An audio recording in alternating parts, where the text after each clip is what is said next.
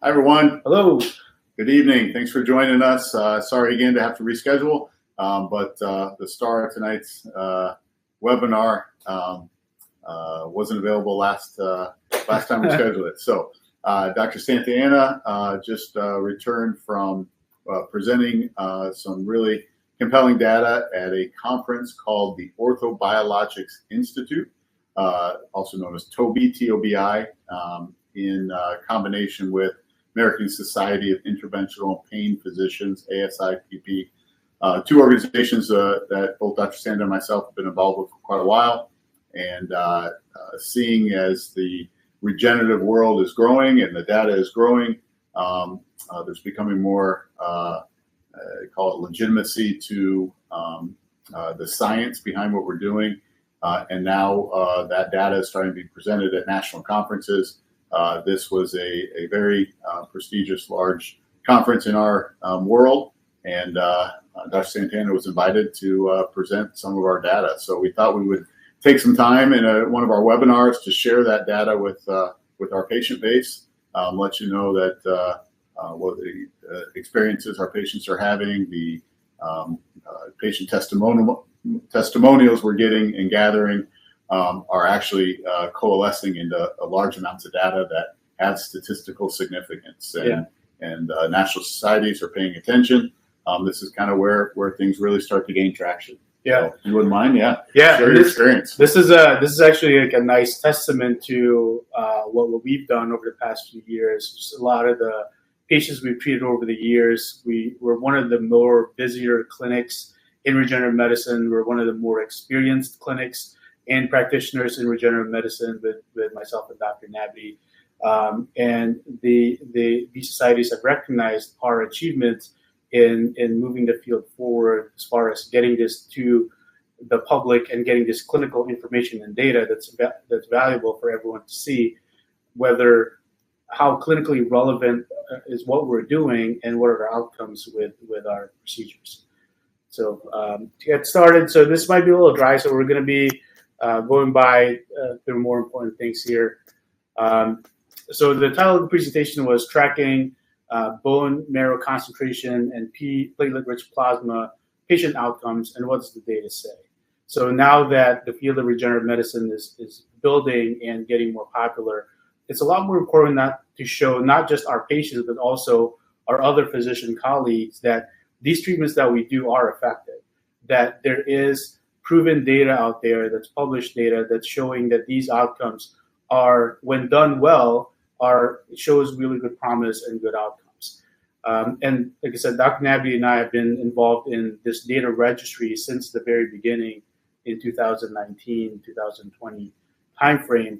And we've been tracking our outcomes and our data, and special thanks to all our patients who volunteered to offer their time and their experience in doing these surveys at certain time points. That helps us gather all this data and all this information.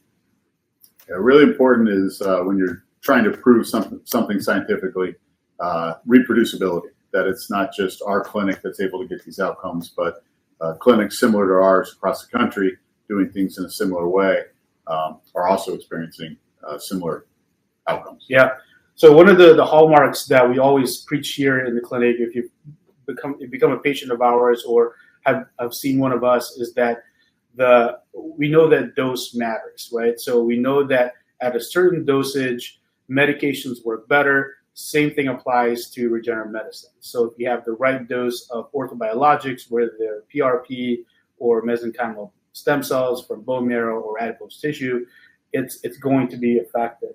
And it's been known for a while now. So there's published literature actually talking about this. So these are two examples of knee PRP literature where it shows that platelet counts of 10 billion is effective in relieving knee pain.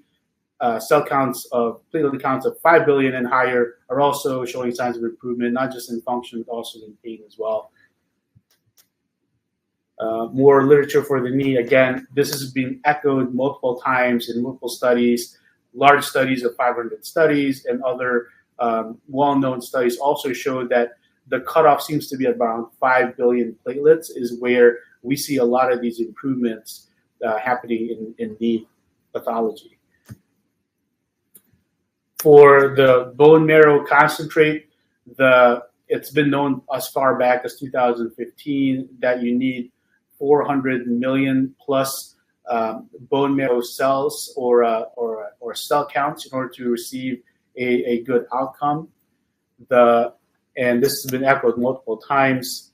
Again, same thing goes for shoulder with treatments with PRP all the way back in 2022 and more recent times, is that the application of PRP at high dosages is very effective in treating shoulder pathology, which is something that we see here in the office regularly too. And each one of our procedures comes with a cell count, whether it's PRP or bone marrow.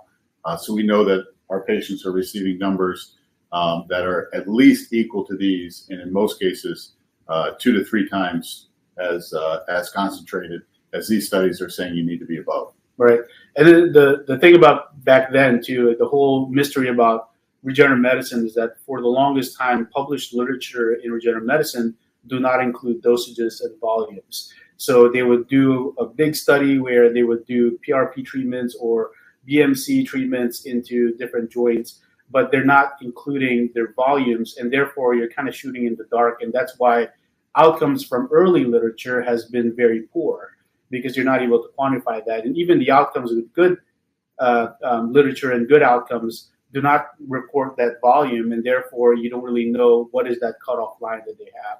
But now I think the standard of care has moved to really putting down, if you're going to publish something, you really have to be specific on the dosage that you're using.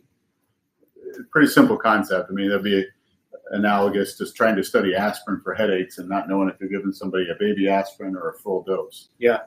If you don't count the cells, you don't know what dose you're using. So it's just a critical concept that we've been preaching for quite a few years now. Yep. That dose is important, and now the literature is really backing up what dose is really important, not just a dose, but you have to be above a certain minimum threshold. Yeah.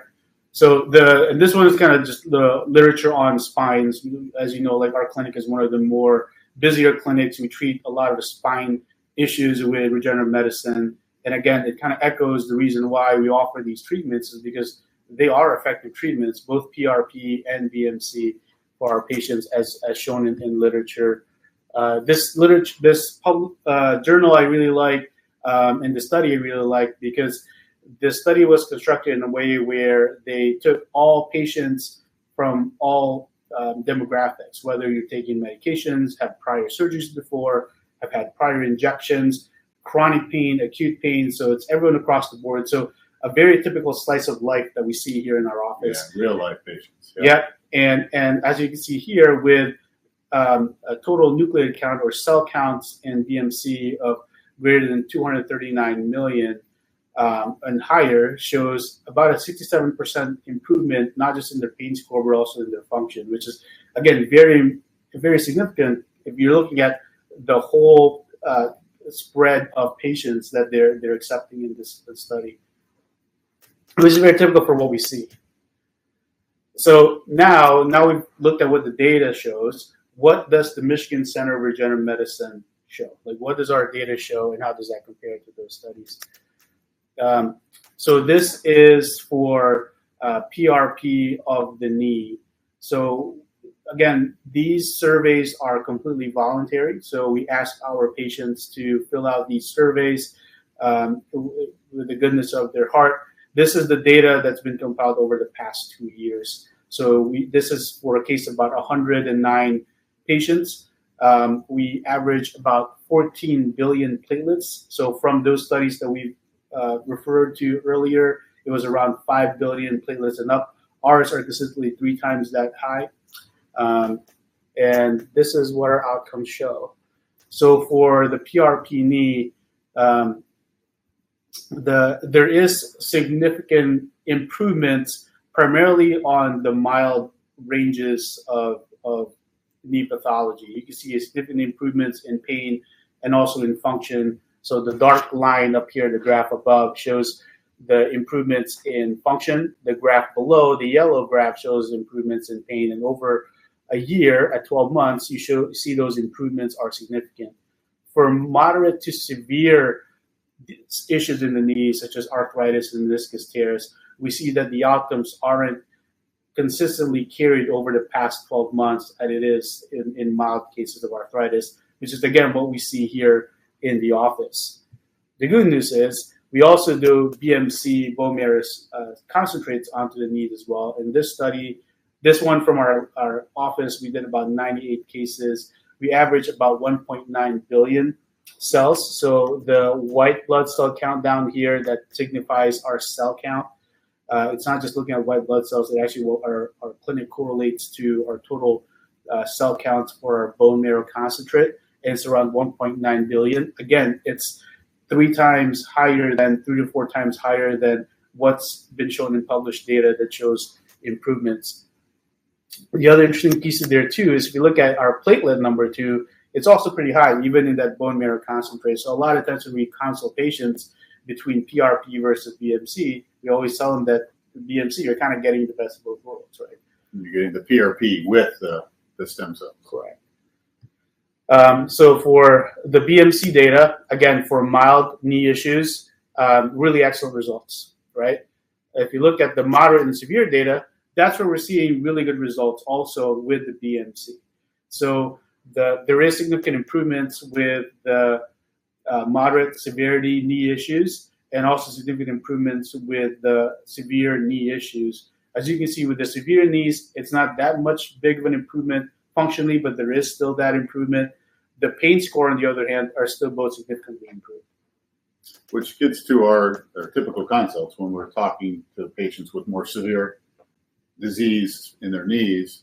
We typically steer them towards a stem cell procedure rather than a PRP. And we've hearing that from patients for years, just kind of empirically started making those recommendations. Right. And now it's great to have data that really supports if you have a more severe knee osteoarthritis condition, the stem cell bone marrow concentrate procedure is the one that's going to give you the best chance of success.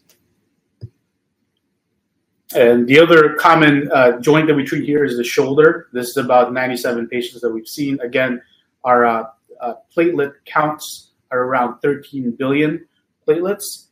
And from an outcome point of view, looking at mild, moderate, and severe cases of shoulder issues, which ranges from labral tears to rotator cuff tears to arthritis and any other issues with the shoulder, we see that across the board, we see improvements with PRP treatments to the shoulder.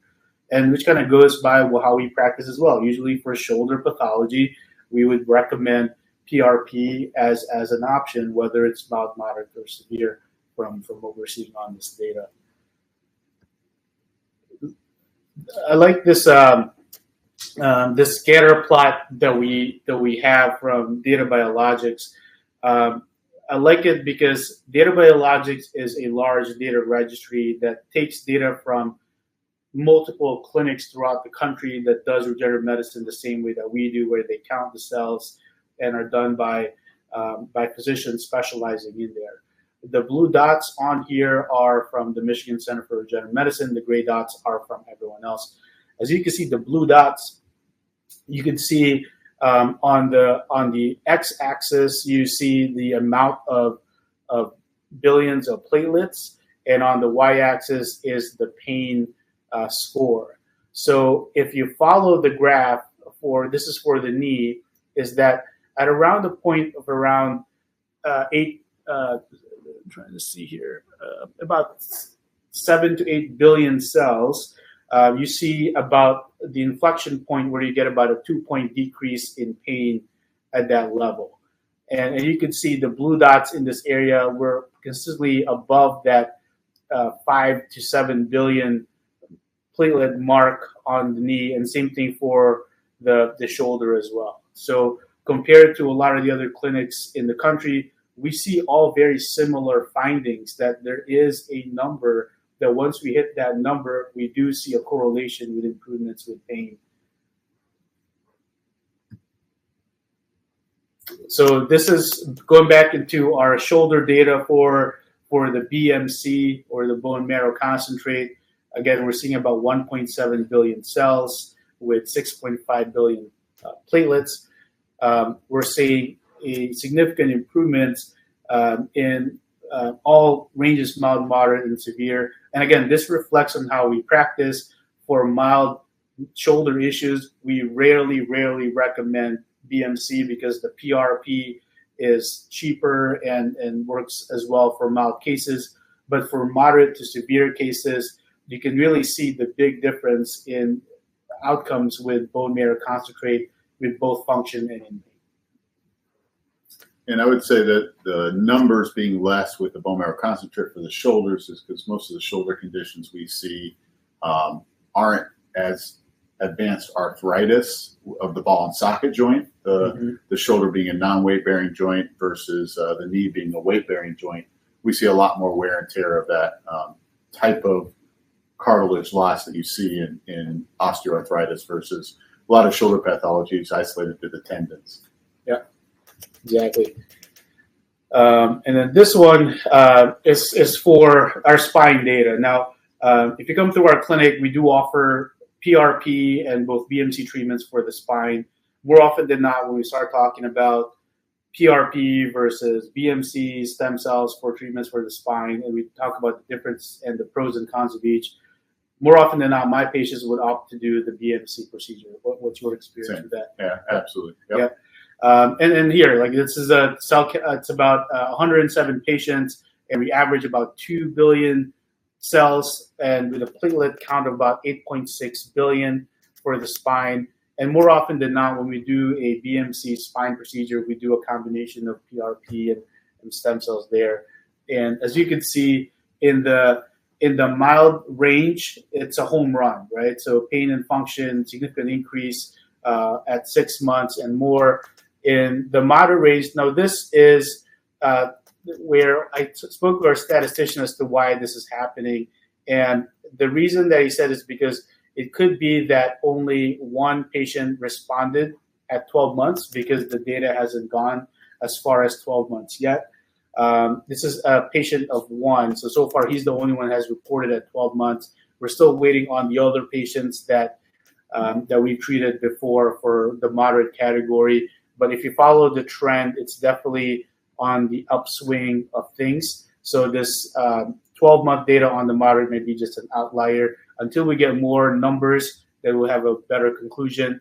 The good news is on the severe range of spine pathologies, we're able to find improvements in both pain and function with there. And again, similar to that study that I cited earlier, these are from patients coming all across the board, whether they've had surgery, they've had injections, acute pain, chronic pain, anyone that comes to our door where we find that they're a good candidate for regenerative medicine, we talk about these treatments.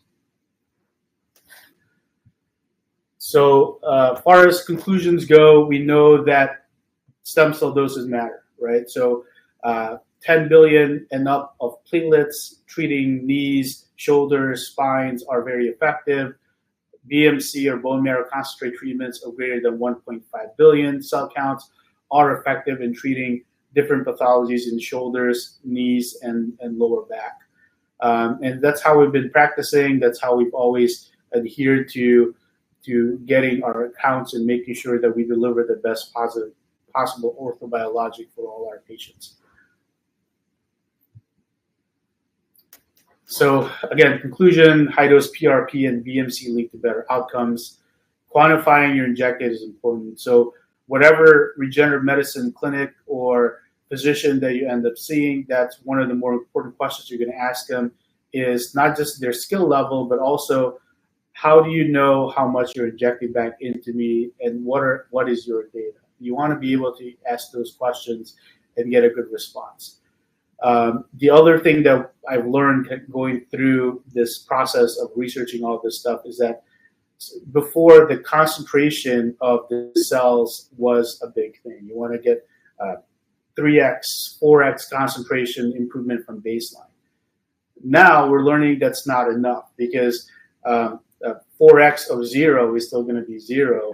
What you want is the absolute number. So that's kind of where a lot of these differences are when you talk to some providers that do regenerative medicine, is they will talk about, oh, we get 4x or 4 times baseline or 6 times baseline. But without knowing those exact numbers, what's baseline and what's that absolute number, it's all theoretical. Yeah, what they're quoting is what their machine typically in studies has shown to produce multiples of baseline. But if they don't count the cells at the end, you don't really know how many cells you have for your one individual case, which is the case that matters the most. Yep. And then lastly, is using a patient registry is important to gather data, right? Because you don't just want to see outcome results and positive results, but you want to see a track record of your physicians in your clinic doing these procedures regularly and with high success, and that's hopefully something that we bring to our patients here. Yeah, we encourage all of our patients to fill out the surveys, and we learn as much from the success stories as we do from the failures. So you can clearly see our data is that whole patient population. It's our responders are not just the people that are doing well. Our responders include the few that don't get great outcomes. And unfortunately, that's part of anything in medicine. If there's ever a provider that can guarantee you or that guarantees you a particular outcome, I'd be very skeptical of that guarantee, because unfortunately with medicine, regardless of what it is a practice, and we do our best based on our experience, based on our skills, based on our knowledge base, but there are no gods of medicine, and nobody gets 100% outcomes. Yeah. Well, that was the end of my talk. So hopefully you guys found it interesting, and we certainly did. Just us going through this data, it's like, hey, we were thinking this before, and now we are able to actually prove it. So it's nice that when we correlate it with published literature, that we're right on there, and even maybe a little bit better than kind of what they're getting in literature. But anyway, let's go to the crowd here for some questions. So Terrence and Jennifer have very similar questions. They're asking about for treating things in the shoulder or any other joints, how do you mix the PRP with the stem cells? You want to go take that? Yeah. So when we do a bone marrow aspiration, things that you get out of bone marrow include platelets and stem cells. So when we do a bone marrow aspiration as a source for our stem cell injection, that's how we're getting both. If we're doing a lipoaspirate for the source of our stem cells, while there are a large amount of stem cells in the fat, the lipoaspirate, there's very few platelets. In that case, doing a blood draw to get the platelets out of the blood and mixing those two together would be the best way to do it. But almost exclusively in our clinic, we're using bone marrow because we think it's better. Yep. And we can quantify it. As of now, there's not a way to quantify fat, which unfortunately then gets us back to the beginning of regenerative medicine when we weren't counting cells and we're left not knowing exactly what we're injecting.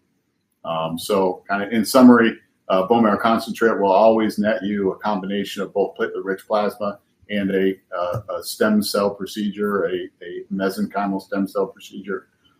If you do a blood draw, the amount of stem cells you get out of the blood is very, very few, unless you're doing a process called plasmapheresis. It takes hours where they can isolate the stem cells. A simple blood draw isn't a good source of stem cells. It's a great source of platelets. So that's how you get a platelet-rich plasma procedure, is from a blood draw. Yep. So going with colleagues asking, how long have the patient's improvements been lasting after the procedure? Is there data beyond 1 year? Yes. So we've been doing this since 2015 ish. Yeah. 16, yep. 15. And really diving into it, I guess like 2018, 19, right? I have patients that still come see me from that time frame, not for the same thing, but for different things now. And they still tell me that their back's feeling better, their knees are feeling better. Of course, all of this is relative. It all depends on how severe your issues were initially when you come in, and what type of activities that you do that either preserve or accelerate that degeneration, how healthy you are, and are you able to maintain that weight, that weight and also that health. But for the most part, from what we've seen on our data, and I think from what we've been gathering, it's going on well for at least another 3 years, maybe 5 years, for what we could see in our data. Yeah, we're with our registries, we're tracking patients out to 2 years, but in our clinical experience, exact same examples that Dr. Santana provided. I had one patient today who I treated in 2021, still doing great with his hand and elbow, and came back today to see me for a knee issue. So, long-term data will take a long time to get, but I try to set expectations for really successful cases. You can expect certainly 5 years or more. 7 to 10 would be a good estimation for, say, knee osteoarthritis, but it's always going to vary based on severity, based on activity, and based on other things that patients have within their control as to how long a degenerative condition will respond to a orthobiologic procedure. Let's see, Diana is asking, is there an average for knee to repeat BMC for severe knee arthritis? Is there an average time for PRP for shoulder arthritis? So because we're able to concentrate our injectate, our orthobiologic, whether it's PRP or BMC, to a really high number, we've actually just been doing procedures one time. For the longest time with these substandard or subpar devices that can only accommodate a small volume or a limited volume of blood or bone marrow, they're only able to create a small concentration of the injectate. And because of that, there was a trend early on where you do these consecutive treatments one after another in order to kind of build up that effect. Knowing now that there is a minimum threshold of concentration that you need, we're able to do that injection just once because our manual lab allows us to process a large amount of sample and get a really high effective concentration. So our goal here is to be able just to treat it once. Now, there are patients that we've treated multiple times where sometimes the effect is not as significant as we would like, then we would discuss doing a second or even a third injection. But that's case by case. It's very dependent on the patient, what your goals are, and we kind of go over that discussion with you even before we start the treatment. And that's relatively rare in our experience. I would probably put it about maybe 10% of cases require some sort of a second, smaller, we call booster type procedure, but 90% of our cases respond with just a single procedure. Okay. Here's a good question from Terrence. Are you able to reattach full tendon tears with this procedure? Depends. If there's a large retraction of that tendon, in other words, the tendon is supposed to be connected and now it's not connected anymore and it's been pulled back, those ones are very difficult to get the cells to grab and reattach. They typically require surgery. Yeah. I think the thinking is if it's less than 1 centimeter retracted, there is a chance that it may reattach there, but anything greater than 1 centimeter, usually it's not going to, you need surgery for that. All right. Okay. Well, hopefully this answers, we got everyone's questions, and that hopefully this answers any curiosities you have about regenerative medicine and how we are doing over here from our outcomes. And thank you for hanging in with us. And thank you for putting this together. You did an excellent job. It was very, very well received in our scientific regenerative community. So, Dr. Santana, great job. Awesome. All right. Well, if you would like a consultation with Dr. Nabity or I or Dr. Farhat or any of our physicians here at the Michigan Center for Regenerative Medicine, we'd love to hear from you. You can give us a call here at 248-216-1008. You can also reach us through our website. We have a contact support there. If you want to just shoot an inquiry email or something like that, we'd be more than happy to talk to you about your case and see what we can do for you. Appreciate it. Thank you, everyone. All right. Good night. Night.